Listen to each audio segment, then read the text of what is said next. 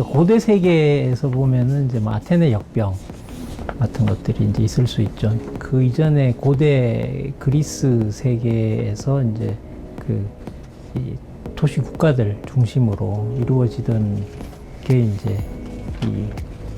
알렉산더에 의해서 이게 대제국화되는 헬레니즘 시대로 이제 넘어가는 어떤 그런 그 전기가 되는 어떤 그런 이제 사건이었기 때문에, 그러니까 그것 때문에 이제 뭐 이전에 있던 아테네가 이제 몰락을 하고 마케도니아가 이제 다시 또 세력을 확보하게 되는 뭐 그런 경우가 되고, 그 다음에는 뭐 다들 잘 아시는 유명한 그 14세기의 패스트의 이제 유행이 있죠. 그 중세가 몰락하고 르네상스 이제 근대가 오게 되는 뭐 중요한 그런 이제 계기.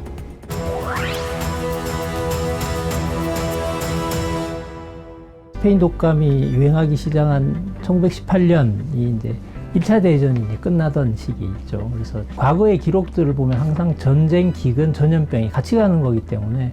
1차 대전 끝에 이런 이제 큰 전염병이 유행했다는 게 뭐 특별한 일은 아니라고 어떻게 보면 볼 수 있죠. 전쟁이라는 게 이게 군인들의 이동이 굉장히 많은 시기지 않습니까? 그래서 사실 이제 스페인 독감이라고 하지만은 이게 미국에서 이제 군인들이 유럽으로 가면서 그게 이제 그 전파가 시작됐고, 그리고 이제 유럽 전선에서 뭐 이 군인들 이동이 심하니까 이 전파가 되고, 그리고 이제 또 이 전쟁 상황이라는 게 그 보건 위생 시스템이나 이런 것들이 망가지고 안 좋은 상황이기 때문에 뭐 평소보다 더 쉽게 그런 전염병들이 이제 유행할 수 있는 어떤 그런 이제 조건들이 조성이 되었다고 할 수 있겠죠.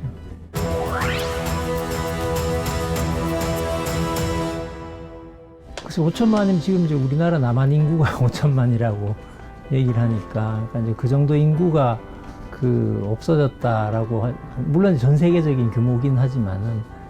1918년에 이제 유행을 해서, 그러니까 유럽을 통해 가지고 유럽에서 이제 시작이 돼서 시베리아 거쳐 가지고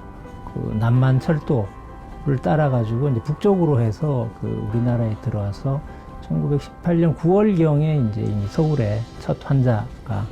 발생했다라고 이제 기록을 하고 있거든요. 그래서 그때 당시에 이제 세브란스의 세균학 교수로 와 있던 스코필드 박사라는 분이 우리나라에서 일어났던 스페인 독감의 상황에 대한 이제 논문을 작성해서 미국 학술지에 이제 발표를 하게 됩니다. 그래서 그 내용을 보면은 지금 말씀드린 것처럼 이제 이 시베리아 거쳐가지고 남만 철도를 통해서 서울로 한국으로 이제 들어와서 이제 전국으로 퍼졌다, 뭐 그런 언급이 있습니다. 적어도 한 10만 명 단위의 희생이 있었다.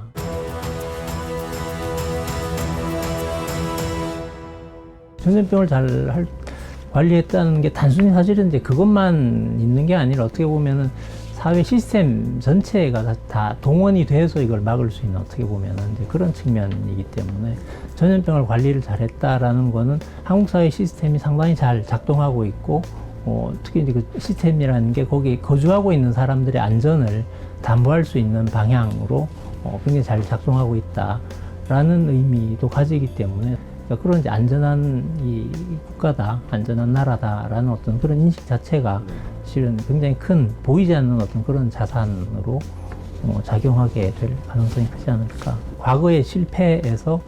그거를 이제 어떤 긍정적인 경험으로 전환시킬 수 있는 어떤 그런 계기랄, 그것도 일종의 능력이라고 생각을 하거든요. 그러니까 똑같이 과거에 똑같은 경험을 해도 거기서 교훈을 얻는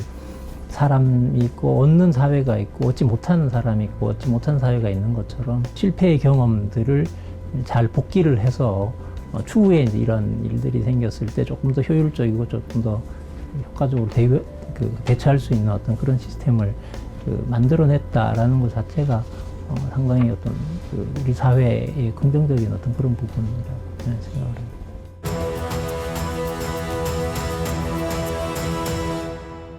대도시가 되면은 결국은 이 위생 문제가 대두가 되고, 그러니까 그 위생 문제라는 게 결국은 전염병으로 드러나니까, 그걸 이제 막기 위해서는 결국은 이 하수도 시스템들을 이제 갖추는 게 도시 발전이나 인간들이 많은 사람들이 모여 사는 데 있어서 또 유리한 환경을 이제 제공한다라는 것 때문에 이제 그런 하수도 시스템들을 이제 대대적으로 확충하고 가꾸면서 어떤 뭐 위생적인 도시, 위생 도시 뭐 이런 그 명성을 얻게 되면서 19세기 중반 이후에 그 파리가 사실은 굉장히 매력적인 어떤 그런 도시이고 그 유럽의 문화의 중심지가 이제 될 수 있었던 뭐 그런 요인 중에 하나라고 생각을 합니다. 그래서 그런 것처럼 어떻게 보면 전염병에 강한 도시, 전염병에 강한 문명, 전염병에 강한 국가 뭐 이런 것들이 그 단순히 전염병에 강하다는 것뿐 아니라 어떤 새로운 문명이나 어떤 새로운 문화를 창출할 수 있는 어떤 그런 기회를 가질 수 있다.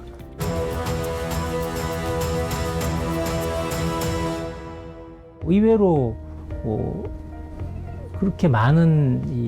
뭐 자원을 투여하지 않더라도 또 효과적으로 할 수 있는 부분들도 있거든요. 보통 뭐 패스트가 유행한 게 중앙아시아 지역에서 이제 뭐 시작되었다고 보통 그렇게 많이 이제 얘기를 하는데, 거기서 원래 이제 살고 있던 사람들은 그 소위 그 패스트를 이제 그 매개하는 그런 설치류라든지 이제 이런 것들을 그렇게 잘 접촉을 안 했다는 거죠. 그건 이제 뭐 무슨 그 사람들이 그거에 대한 이 과학적인 지식이 있어서가 아니라 경험적으로 이렇게 전해왔던 어떤 그런 뭐 그냥 이렇게 민간 상식처럼 이제 되었던 부분들이 있는데, 그때 이제 외부인들이 들어오면서 어떤 그런 상식들을 무시하고 다 이제 그런 것들을 깨고 뭐 그냥 다 이제 하니까 그 고리들이 이제 깨져서 이제 뭐 퍼지거나 이제 이런 사례들이 많이 있거든요. 이 전염병의 유행이나 뭐 이런 걸 이제 예방하는 게 뭐 대단한 시스템이나 뭐 이런 것들을 물론 갖추면 좋지만, 그게 없더라도 어떤 일상적인 차원에서 우리가 뭐 간단한 어떤 생활 수칙을 통해서도 사실은 막을 수 있는 그런 효과적으로 비용 대비 효과적으로 막을 수 있는 어떤 그런 방법들이 충분히 존재를 한다고 보거든요. 그래서 뭐 이번 코비드 19 사태 같은 경우도 그냥 마스크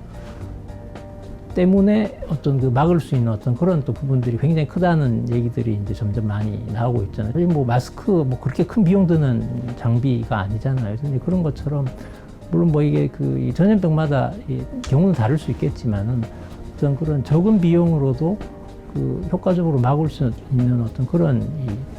이 방법들이 분명히 존재한다라고 생각을 해서 어떤 그런 부분들을 조금 더 신경을 쓴다든지 뭐 연구를 한다든지 그런 것들이 도움이 되지 않을까.